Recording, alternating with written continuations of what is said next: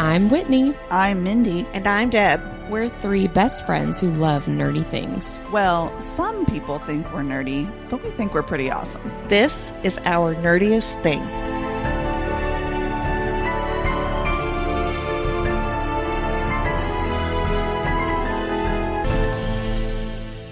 Hello, fellow nerds, and welcome to Our Nerdiest Thing. Today, we are starting our Season 5 discussion of Butcher and Blackbird by Bryn Weaver. Excited. We're going to talk about the prologue through Chapter 5. And guys, major trigger warnings. Yeah. There's a lot of crap. All the triggers.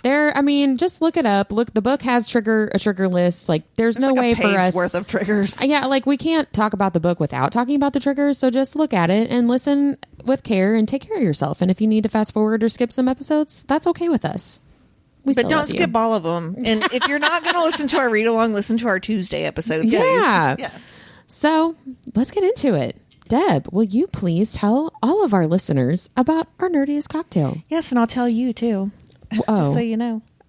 I'm just fucking with I'm you. listening too. Yeah. I was trying to think of something funny to come I back know. and I couldn't. Tonight's drink is named the Blackbird, and it's themed after a serial killing gone awry. This drink pairs well with eyeballs that are plucked, not gouged, monster porn, and orzo pasta. And it may cause a meet cute with the pretty Irish serial killer. He's so pretty. He really is. He's so pretty. He's dreamy. Okay, so this drink sounds weird, you all. It really does. It's got Aperol, rum, coffee liqueur, pineapple juice, lime juice, and simple syrup, which you're like, what the fuck? It's so good. Whitney doesn't think it's good, but Mindy and I think it's good. I liked it when Mindy switched out. She took out the coffee liqueur and put in spicy. Like ancho chili. Is it like a rum or? No, it's just a liqueur. Oh, liqueur. Yeah, just it's like a real little chili good. liqueur. So It's if you're not a very coffee nice. drinker, you could put a little spice in there for spicy yourself. something. But it's quite tasty. And I told Mindy, because we recorded our Tuesday episode a few minutes ago, I was like, make me a double. And she's like, that's a lot of alcohol. But you're right. It doesn't hit. It So didn't be do careful. shit. Yeah, so be careful, or you'll end up like me and Mindy eating French fries at midnight so she can drive home. Oh man! Well, thank you so much, Mindy, for the drink, the beverage, You're welcome. and thank you for the spicy liqueur You're welcome. option as well. And thank you, Deb, for telling us all about the drink. Let's get into the nerdy and dirty recap. We spin the wheel of names and find out who's going to give a recap of the section that we read for today's episode in 30 seconds. The wheel has spoken. Whose turn is it, Mindy? Congratulations, Deb. Yay! The first one of season 5. At least the sections are shorter for season 5 than Right. they were for season 4. Right. Makes And it we a little don't have bit like easier. 80 pages on how a sword was built or anything like that. Okay, let's Whenever go. you're ready. Tell me. Yeah. And go. Okay, let's start with the trigger warnings and mention that Bryn Weaver loves that we are going to read, even though it has accidental cannibalism. The book opens with Sloane trapped inside a cage with little orzo pastas crawling towards her. She may have to eat them to survive. Rowan sets Sloane free, fanboys over her, and takes her out to eat while staring at her boobs the entire time. Fast forward to 1 year later when Sloane is killing a pedophile for fun and is then summoned by Rowan's brother Lachlan to start their very first contest to see who can find the elusive serial killer. Sloane imagines that Rowan probably has a pretty dick. Sloane reads monster porn and shares a bottle of wine with Rowan. And Rowan begs to read Sloane's book so he can learn about Dragon DP. That's pretty good. This is pretty good. Excuse me for burping. She reads monster porn. We need to know. Good job, Deb. That was excellent. Thank you. Remember when it was my turn last and I forgot all my notes? You did better. Sometimes we get through one chapter and sometimes we get through 5. Yeah, it just depends on the week. Depends. Oh, man. Mindy, will you please share with us our nerdiest vocabulary? I will. I have a very special Our Nerdiest vocabulary. That sounds like an after-school special. Well, Or on a very special Is this blossom. your first period? We could do a very special episode with all these different trigger warnings. I know, right?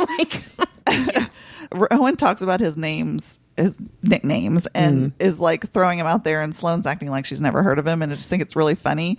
And so I just wanted to look in to see if there were any like serial killer names that were just weird or like for funny. real. For real yeah. serial killers. So there are some, and while we're laughing at their ridiculous names, I don't want to play down the fact that these were sick individuals who killed innocent people. Yeah. Right. We're not laughing at what they Right. did. We're laughing at their dumbass names. But in the spirit of black comedy, these guys probably didn't care for their serial killer nicknames. So this first dude, he stabbed and killed at least 14 men between 1974 and 75. And apparently he drew portraits of these men on napkins before he killed them. So he was deemed the Doodler. Oh, An unfortunate moniker, to be it's sure. like too cute for a serial killer. I know, but Like, here, Who got him? Oh, the Doodler. yeah, Yeah. the Doodler. it's not menacing enough. You know Not what, at though? all. We don't... I think in current media, we don't romanticize this like we used to. True. Well, right? that's true. Before it was all about the spectacle, and they don't really Yeah, that's true. romanticize That's the true. serial killer anymore, which is great. But really, even more unfortunately, he was never identified or apprehended. So he's Oh. the Doodler. He may still be out there. Oh no. Yeah. Well, Welcome to our nightmares. Yeah, that was a bummer. Sorry. I'm not going to sleep tonight. Yeah, and it doesn't get that much better with this one. This one's really, really sick. Again, in the early 70s, Wait. a serial killer in Manhattan would stab victims to death and then mutilate their genitals with a knife or razor. Hate it when that happens. And as gruesome as this guy's crimes were, he came away with the nickname Charlie Chop-Off. Oh my gosh. That's fucked up. I'm sorry. I'm laughing. I cannot believe they gave him that nickname. Doesn't it just sound like a deranged doll from the 1980s? It sounds like a dark porn title. Yeah. So this guy actually was apprehended and stood well, trial, that's good. where he was found not guilty by reason of insanity and then sent to a Great. psychiatric hospital. Oh, so he did get. So he got put away. help at least. Yeah, Okay. he Good. did. So, but yeah, I'm sure he didn't Wow. love being called Charlie Chop-Off. I mean, that's like a 14-year-old boy came up with that yeah, name. it's really bad. Oh my gosh. I've never heard of these, by the way. I hadn't heard of most of these either. As a so- true crime, junkie, person, yeah. I'm kind of thrilled that you found things that I've never heard of. This one is kind of interesting. It's a man named Keith Jesperson, and he murdered at least 8 victims while he traveled across country as a truck driver. So he got his weird nickname basically because he was pissed at someone for taking credit for one of his crimes. gosh. So he wrote a confession on a bathroom stall and signed it with a smiley face. So then he was given the paradoxical name, and really not super creative, of the Happy Face Killer. Oh, Yeah. I've heard of that one. Yeah. I have heard of So that he one. was arrested, but I didn't realize it came from the fact that Yeah. he was mad that somebody was trying to take lot. credit. It was A lot. pre-text when he was like, "I'm pissed off about this, but I don't want him to seem too pissed." So I'm A gonna put lot smiley of face. those like 70s serial killers in America, though, like they gave themselves away by doing stuff like that because they're Yeah. such narcissists that they Exactly. had to get they had to get I credit. need the credit. Yeah. This dude apparently confessed to several murders in 1995 and is still serving multiple life sentences. Well, so good. at least he's out of the picture. Yeah, good riddance. This one's weird. I don't know. In 1954, there was a 49-year-old woman named Nanny Doss, and she confessed to poisoning 4 of her husbands. Oh, Black She Widow. apparently was very, like, I picture her like Mrs. Doubtfire. She was very warm and hello. She was very warm and friendly to reporters, so they dubbed her the Giggling Granny. Ew, that's not menacing Again, enough. we're sensation. We're making. Yes. We're turning them into like good people, Like caricatures. Yeah, caricatures. That's a good way to put it. Yeah. So, but it did remind me of the supernatural couple who sacrifice people at Christmas time, The and they Christmas won't curse when they episode. say "Oh fudge." Oh Yes. fudge! Oh, fudge. If you fudging touch me one more time, I'm gonna fudging kill you. Oh man. Okay, so imagine this. You're a serial killer like Donald Henry Gaskins, who has stabbed, shot, drowned, and poisoned 18 victims. You would totally want a cool nickname, right? You would think. But alas, you are only 5'4", so the best that those pesky detectives could come up with was Pee-wee. Oh, that one I'm okay with. Because it's derogatory to the criminal. Oh my gosh. Man. So okay, hang on. This one just kind of grosses me out, but not in a gory way. You'll see why in a minute. So Alfred Leonard Klein married 8 women. Okay, all of high status. So he could take them on a lavish honeymoon and convince them to sign their money over to him, as one does. Then he would offer them not an alcoholic beverage to toast to the occasion, but a glass of buttermilk.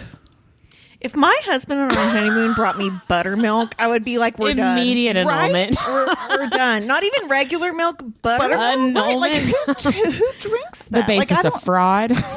Like, I'd be like, you're using me for my money, aren't you? Yeah, you don't even know me, man. That's crazy. And it was, of course, laced with sedatives. But they drank, like, who says, yeah, give me a glass of buttermilk? I don't know. Maybe that was a thing then. That is bizarre. But so they take that and they, like, kind of, fall asleep or whatever. And then later he gives them a fatal dose of the sedative. So this guy gets the stupid nickname of Buttermilk Bluebeard. Oh my gosh. For the record, we're not laughing at the crimes, we're laughing at the names. Exactly. Yeah. That's why I kind of did the disclaimer. There's going to be a Right. lot of dark things in this episode that we Yes, giggle at. 1,000%. I don't know. The real head scratcher is why would anybody... Sure, let me drink this buttermilk. I feel like I'm not drinking that you for any could reason. He do- must have told him it turned him on or You something. could do like a dissertation research project on why people drank the buttermilk. Like, how did he get Right. them to do it? Why did, like, that is Yeah. so, You know what I really want for Yes. our honeymoon? I want you to drink this buttermilk. yeah. I'm like, or a glass gets me, of wine. really gets me going. Yeah, I would. I don't We even would care not if it be gets having you going. relations after I drank No. buttermilk. You know what? It's so crazy. That's true. You do have to wonder, though, if he needed a opaque liquid to hide the sedatives maybe. in. Yeah. Right. Like You maybe can't- regular milk But, was, like, right. Yeah. But I mean, regular milk's opaque. Right. They didn't have any of that maybe 2% maybe shit back the then. acidity in buttermilk broke down the sedatives Maybe. or something. Yeah. I don't know. I don't know, I but- still don't think it was. But I smart. wouldn't have died because I would have been like, "Fuck you, no! I'm not drinking that I'm shit." going to bed. Yeah. I don't even want to have sex now, dude." That's crazy. Yeah. So that's the last one of those I have. But I do want to leave you all with this thought, and then we can Okay. move on to our favorite moments of the chapters. But I mean, is it really a bad thing to name these douchebags something super silly or just totally banal? I like kinda love it. Kind of like we were saying. I think this quote from the author of this article, which is called "The Most Ridiculous Serial Killer Names," it's in the show notes, sums it up nicely. She says, quote, "We should just start giving them names like Jimmy, the super loser who blames schoolyard bullies for his lack of erection and kills people." I like that. Well done. Well done. I love it, Mindy. That Thank was a you great so much. vocab. Yeah, that was fun. That was really fun. I enjoyed that. If what would people like? What would be the horrible name one of us would get, knowing like our silliness? This may be too off the cuff. Would I be like Deborah the Tired? I'd probably just be like Whitney the bitch. My kids would call me like the farter or something goofy like that. Mine would probably Kill be people and fart in their face. They They try would be to embarrass delighted. me and call me like the dildo user or something. I'd be like, okay. Oh my gosh! You funny leave story. a dildo as your calling card. The smut slut. Funny story, when we were camping, I took some of my toys with me, but I couldn't find them when we got there. I was like, I said in the last episode that all people do on camping trips is fuck, and you were like, no. no, I said it happens. It's just hard to do. You have to be really good That's at it. the toys, right? So, but I was looking for them, and I was looking for something else, and I was like, oh, I found my dildos, really loud, and Derek goes, Mindy, the windows are open. And then all of a sudden, people are just loitering I know, outside they're of like, your thing. ooh, there's people creeping on us. But, yeah. Okay, but I have to know, are the windows open when that buzzing sound comes on? Because, like, if it's quiet in the middle of the night, people are like... There's Just, all- we'll just say it's cicadas. I was going to say, there's all kinds of things I feel like especially a vintage RV that you could have that would make like an electricity buzzy noise though. Like This is true. it wouldn't in a automatically. rhythmic pattern. Well, not necessarily And if that, somebody goes, but just the buzz in general could be attributed to many things. That is true. All I know is I bought a sex toy when we went on a girls' trip, the two of you, and Whitney looks at me and goes, I better not fucking hear that. I stand by that. Whitney, it had to charge first. God. Oh man. I Well, also try not to masturbate when you're like, there's only like 3 feet between us. You know, I Yikes. appreciate try. I myself. can't say I'm always successful in not doing I that. appreciate the restraint. Thank you. So, reminder, we're talking about the prologue through chapter 5, talking about our favorite moment in this Butcher and Blackbird. Deb, why don't you go first? What was your favorite moment? Sure. Rowan fanboying over Sloane and learning that she's a huge fan of his, but she won't tell him. Yeah. I love that so much. And also during this exchange, he calls her Blackbird for the first time and she calls him Pretty Boy, which Yeah. I really love that the nicknames happen in the first chapter. So quickly. Yeah. And I love the moniker Blackbird too. And it comes in much That's later sweet. in in the book in a lot of sweet ways. So Yeah, I like that a lot too. what about you all? Mine was basically the same. I just loved the whole serial killer version of a meet cute. Like he's I did too. fangirling over him, and he says, "Nice knife. Where'd you get it?" And she goes, "Etsy." Yeah. Just like the funny one-liners and just Yeah, I like that a lot too. I mean, that part of the first chapter, but also just the writing choice to just jump right in. Like, you immediately know this is going to be a super messed up book. You immediately know that your main character is morally black, morally gray, if you want to say that. They're Right. serial. Like, it's very clear immediately what is going on. Right. There's no, like, tricking the reader, and I like that a lot, just jumping right into You know what to expect in the first sentence. Absolutely. Yeah, I like that a lot. And since our main characters are serial killers, I wanted to do a deep dive on just the history of not necessarily the term, but just serial killers as a phenomenon in history and like where that comes from.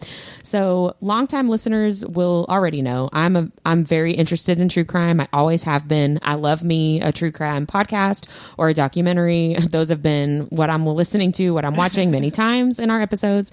I've always been very fascinated with serial killers and how their minds work, like the psychology of how does that happen, right? So I wanted to just do a little bit of research on the idea of a serial killer and the history of it.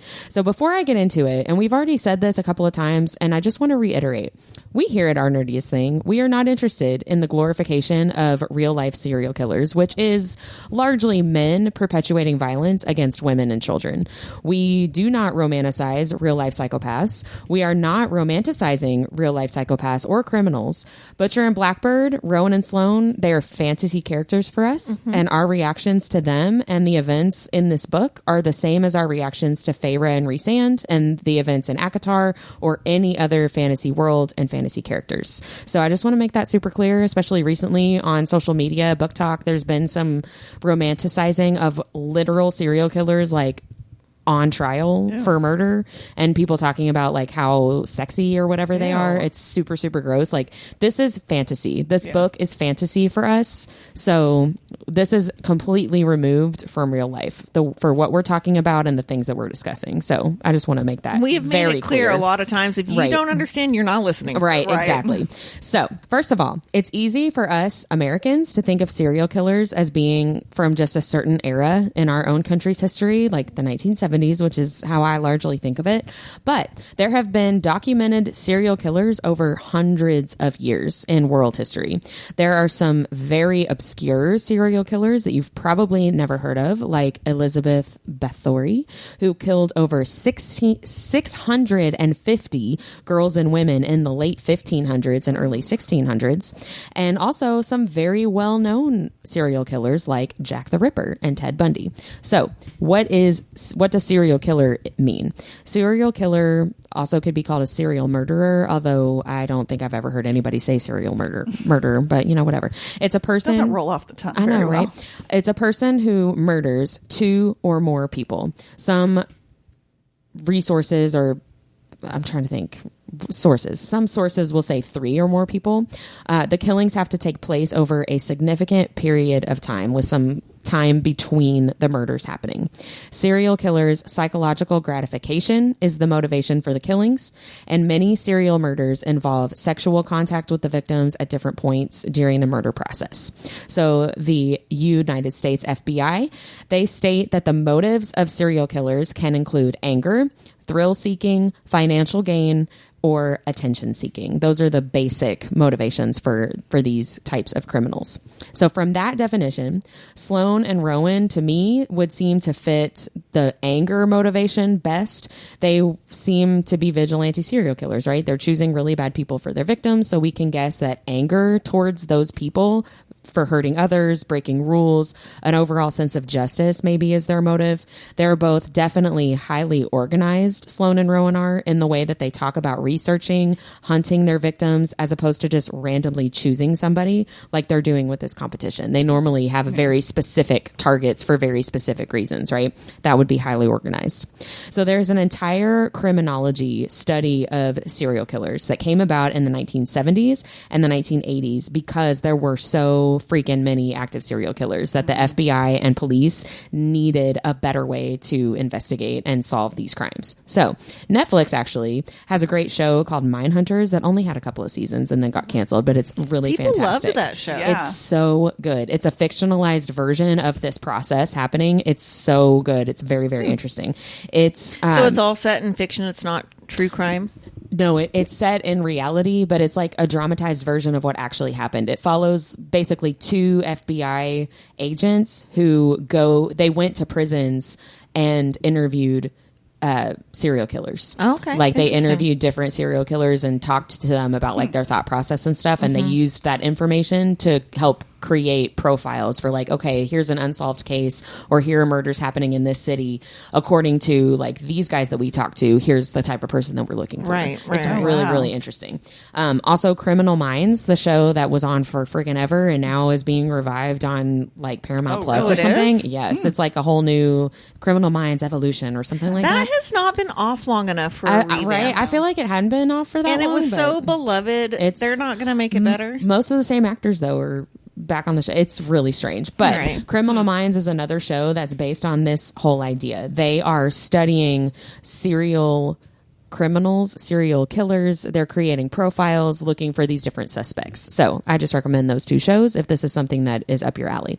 All right. So there are a crap ton of different aspects. That's the official term. Crap ton of different aspects to serial killers, different types of serial crimes, common characteristics, and like all kinds of stuff.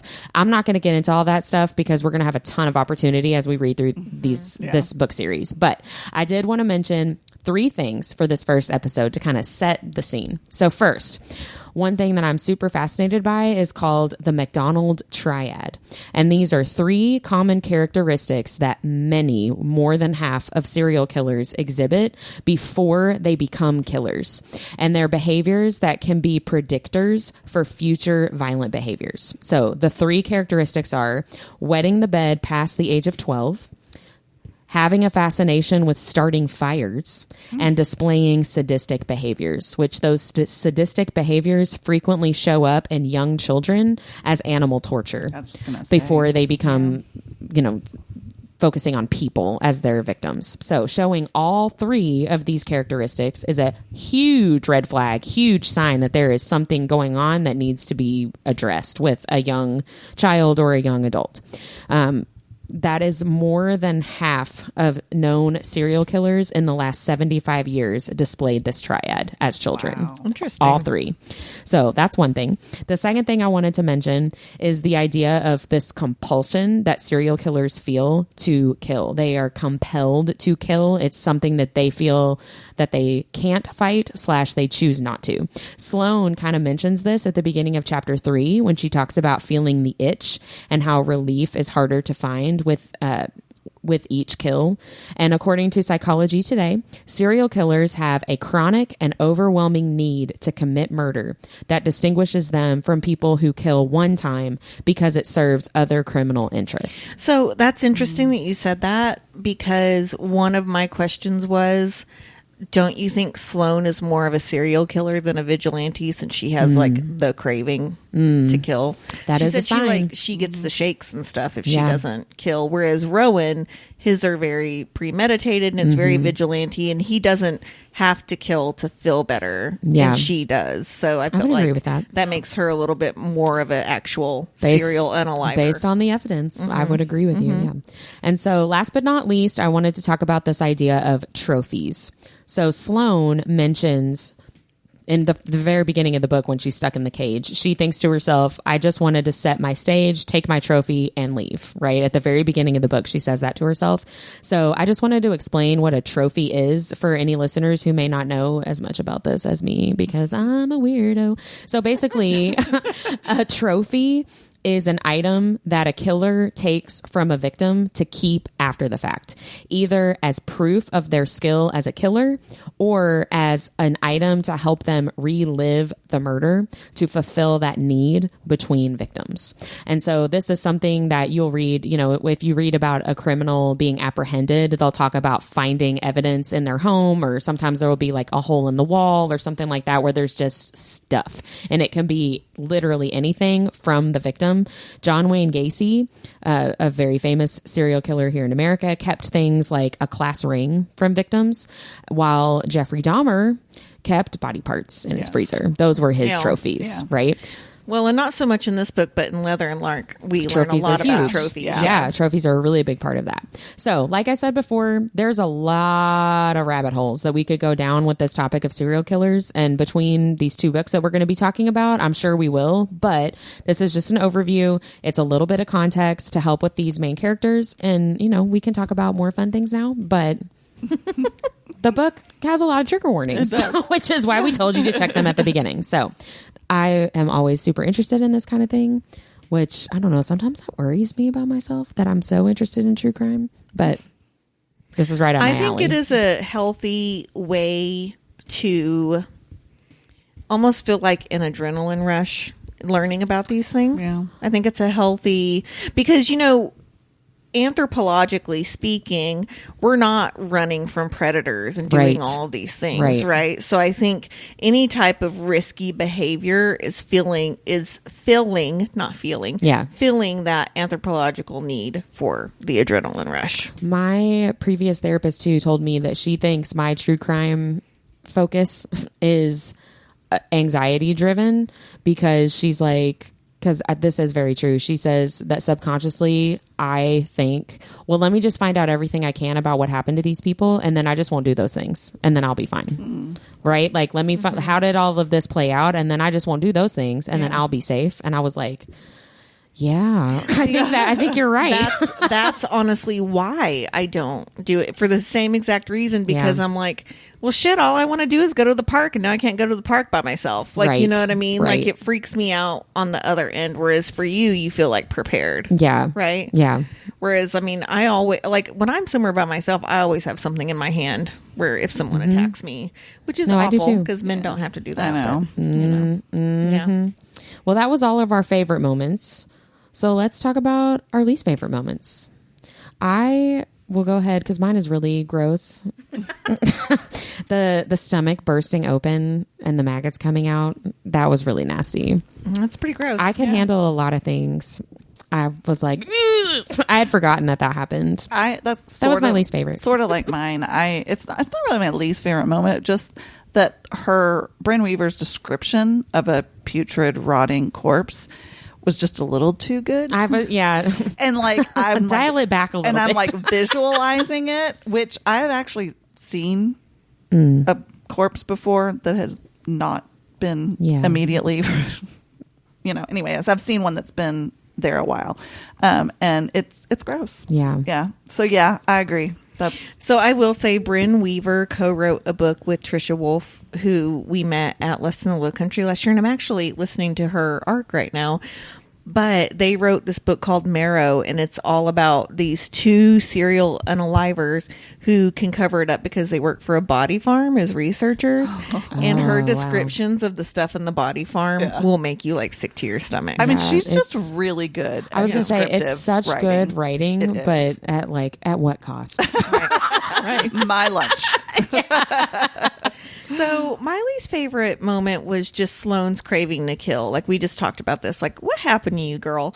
Her story is barely referenced in this book or in the next book, and we still don't know what happened to her in college, which I really hope is wrapped up in the final book in this trilogy, because if not, I'm going to be like, what the fuck? But I feel like the author has talked about it too many times to not fully flesh it out. Right. Yeah. Right. So I want to go back to my question of, you know, is she a serial killer or a vigilante? And that question really made me wonder what types of vigilantes there actually are in the real world. So I find myself as the reader feeling justice in what Sloane and Rowan are doing. since they're fighting the good fight, right? Yeah. But the truth of the matter is that they're both still serial killers, Yeah. which, is bad. Yeah. Killing people is wrong. Right. So I wanted to see what kind of real life vigilantes were out there, and I found way more that I can list here. There's a lot, but I just want to discuss a few. So first we have the Alaskan Avenger, who was a serial killer who targeted 3 pedophiles off a sex offender list. And you all, this happened just in 2016. Dang. The Avenger was arrested almost immediately and remains in prison to this day. So he found a predators list, like a offenders list, and sought out these 3 people and planned on taking out more. Wow. But got caught went to prison and was like, yeah, I killed them. They're horrible people. Yeah. Like, zero remorse. Wow. So the next one is somewhat wholesome. The Bromley Batman hunted in the streets of South London, stopping crimes as a masked vigilante. He never killed anyone, unlike most of the people on this list, and was quoted, "I am doing this for future generations to feel safer. I have seen the world get increasingly dangerous and unstable." And then he says, "We all need to stand up and be counted, not stand by when people need us. Let us please try to leave the world a better place for our children and learn from our previous mistakes instead of making the same ones over and over again." So he stopped robberies and stuff. And he got sweet. He got famous, and I forget exactly what it is, but there was a city official that he saw getting mugged, and he stopped it. So then he got kind of famous, right? Yeah.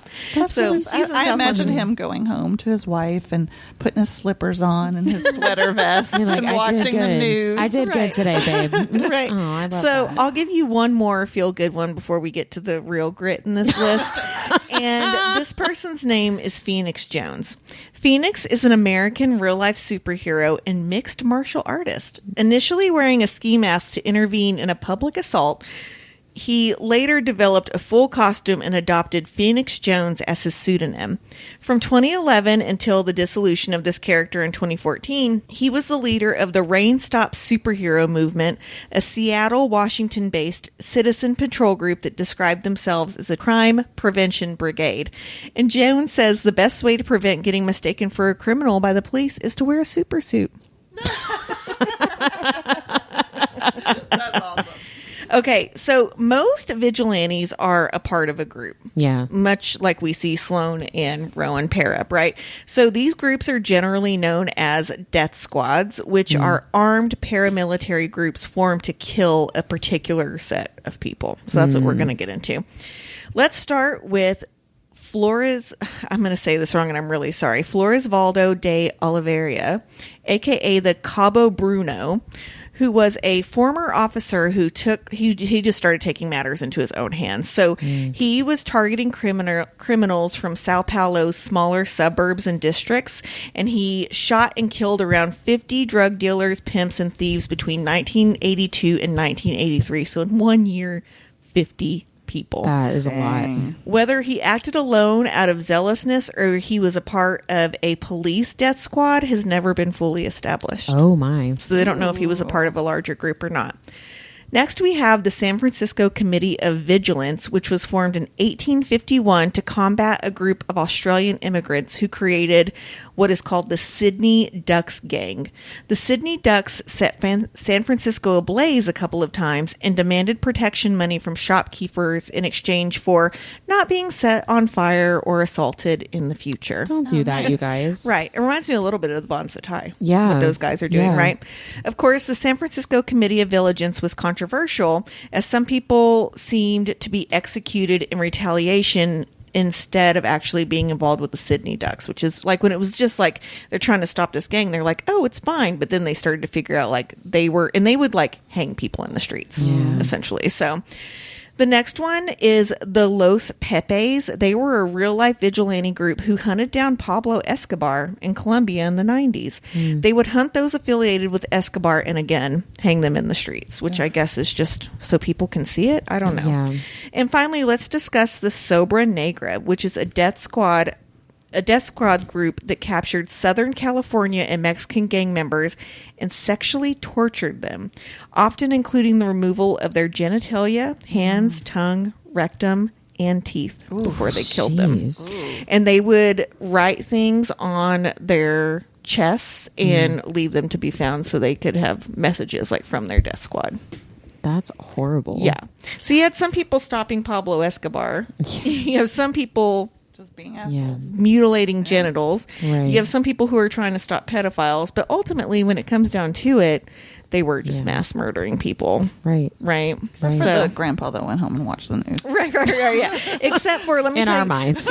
Phoenix Jones and Bromley Batman, those were two wholesome vigilantes. They weren't hurting people, they were just stopping crime. Right. Yeah. Wasn't the movie Nacho Libre about vigilantes? No. No, No. not really. I think you're thinking of Batman. I'm just messing with you. Nacho Libre is about like Wrestling. Is it really? Yeah, like a I don't know wrestling why I was character. thinking- Yeah, what are the wrestling people that wear the masks? What are those called? That's a really great question. I'm so sorry that Thank I you don't for know asking. this. I don't know. But yeah, it's about that. One of our listeners will tell us. Yeah, please do. There is a movie out there similar in like vibe of that, of Nacho Libre. I don't know, I can't remember what it was. Does it I also don't know. have Jack Black in it? I don't think so. I think I don't think so. So Yeah. do you all think that Sloane's a vigilante or a serial killer? Yes. Yeah. I What think about both. Rowan? I think both. Yeah. I mean, I think he would be more on the vigilante side. He doesn't as far as you know, he's not I was gonna killing say- people in between. We don't Their get kills. a ton of information. We don't get as much information about Rowan in these Shit, chapters he's as too we do busy about starting Sloane. restaurants. He Well, doesn't have he's- time for that shit. He's just thinking about her boobs while she's telling us about her, compulsions, and he's like, her boobs look great. right. She's not wearing a bra. Boobs. Boobies. So let's talk about our biggest revelation, because mine, I'm just going to piggyback off of your deep dive, Deb. My biggest revelation is that our serial killer main characters specifically choose victims that they deem as horrible people, right? Which I feel like as a writer for Brynn Weaver, like that's the only way that you can make your main character serial killers, because that's the only way that you can make them like likable, is to give them that sense of vigilante So justice, let me ask right? you this, and this is moving forward to Leather and Lark, so spoiler alert if you've not read that yet. Lark kills an ex-boyfriend.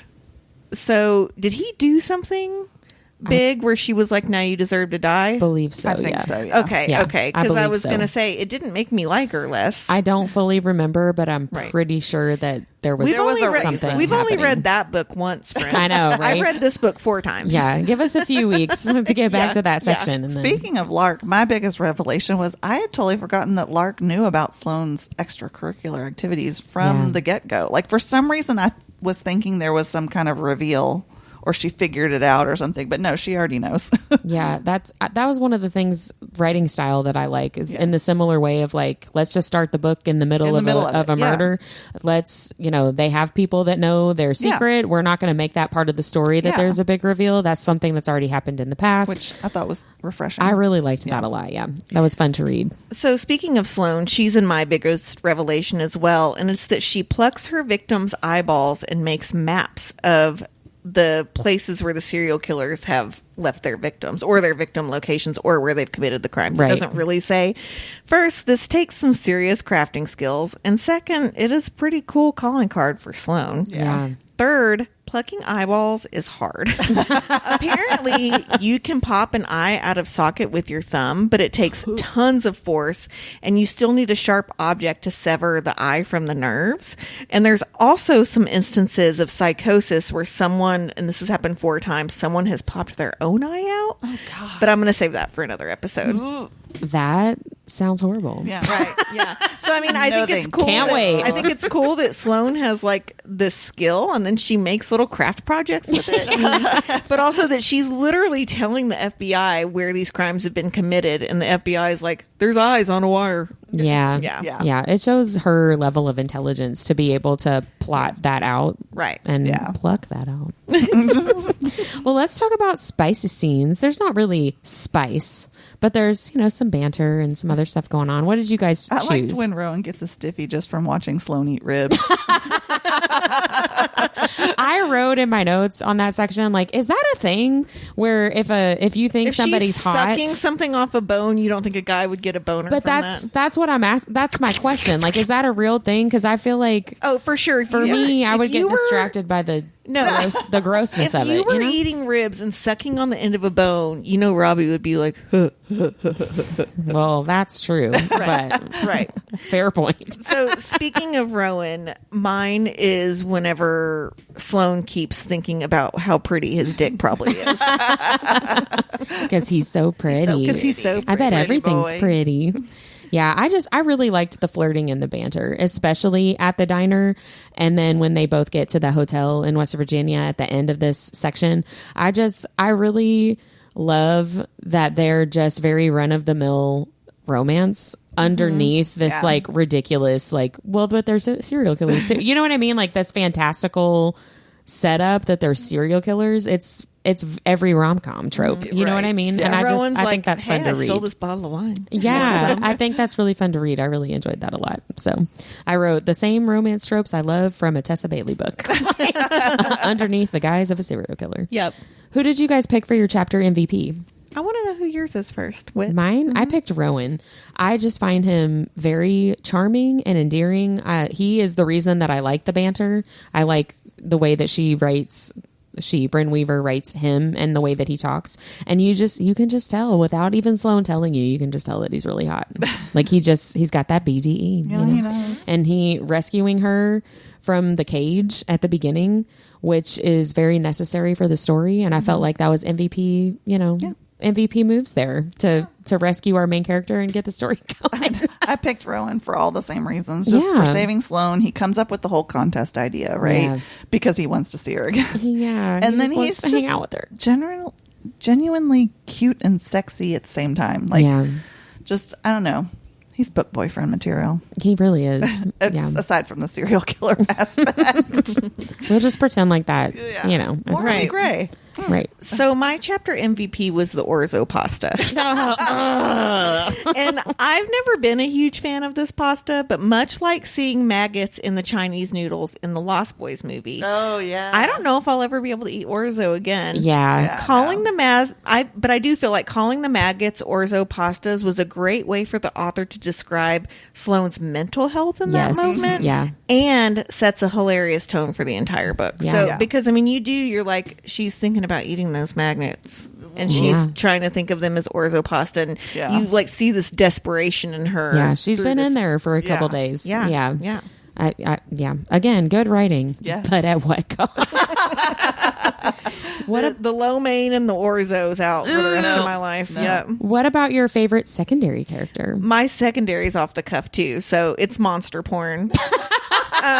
We find out in this section of the book that Sloane apparently has Kindle Unlimited, right? Yeah.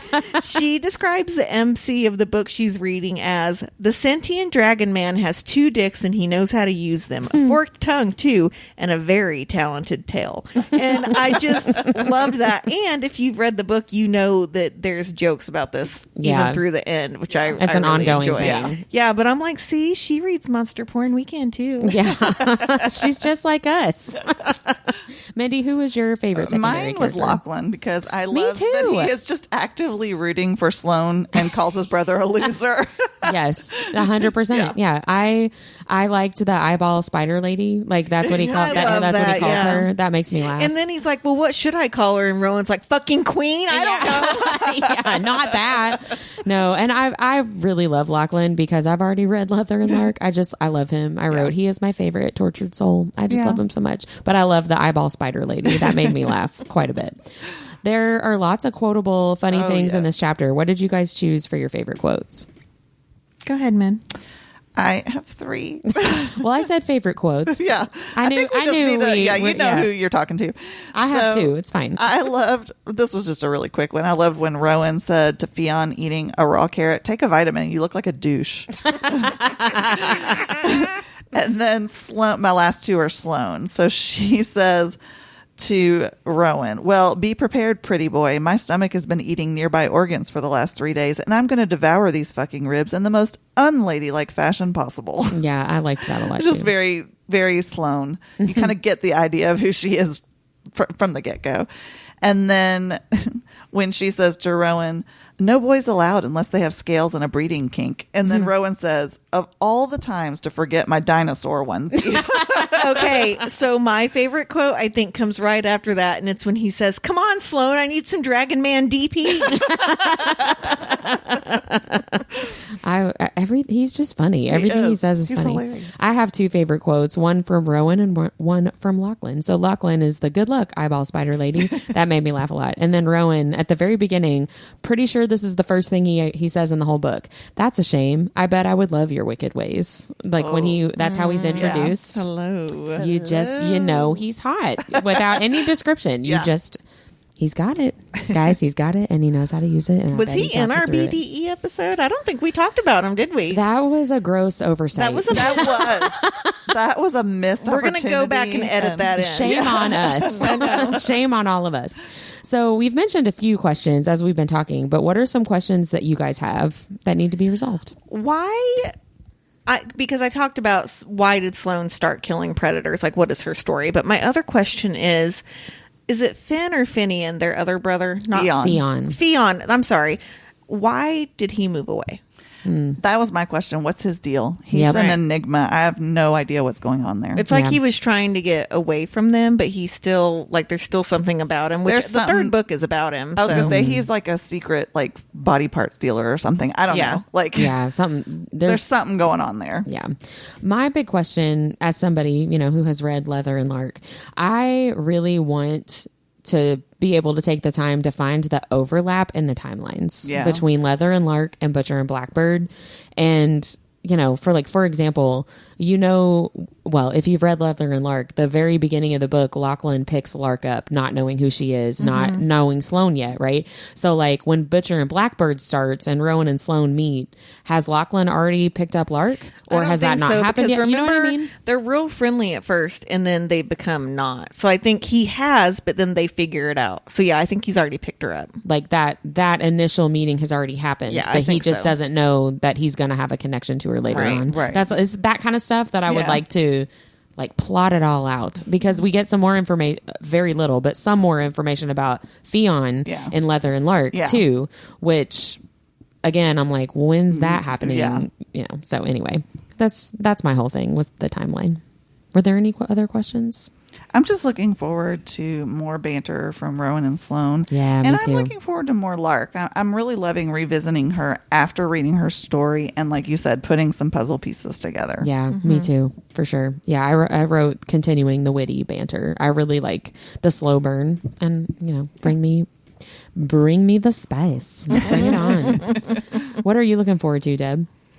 Really just watching the competitions, right? And that's one of my favorite parts of the book is how competitive they get with each other, because I'm very competitive. I was gonna say, that speaks to you, doesn't it? Yeah, it does, because I would be the same way. I'm like, I'm murdering him first. And especially, and again, spoiler warning, especially when they go and have dinner at the guy's house. That's like my favorite scene in the entire book. So whenever Rowan gets all drunk and tells her he loves her and shit, it's just hilarious. Yeah, that's one thing too that I'm looking forward to is, as a second read, slowing down and catching the details I know I missed the first time, because that's the bad thing about being a fast reader, is that I miss some really fun stuff. And when I go back, part of the reason why I reread, because I know, like, I read this too fast because I wanted to know what was going to happen, right? Like, I want to keep going and I want to see the plot, but I miss a lot of stuff. So it'll be nice to slow down a little bit. Is there anything else that you guys wanted to talk about, tidbits or anything else? I don't think so. I think we covered quite a bit. Yeah. Well, that's it for this episode. Next week, we're going to be talking Butcher and Blackbird, chapters 6 through 9. We'll see you then. Bye, everybody. Bye. Like what you heard in this episode? Follow Our Nerdiest Thing on Instagram at instagram.com/Our Nerdiest Thing, or Facebook at facebook.com/Our Nerdiest Thing. We love hearing from fellow nerds. Email us at ournerdiestthing@gmail.com.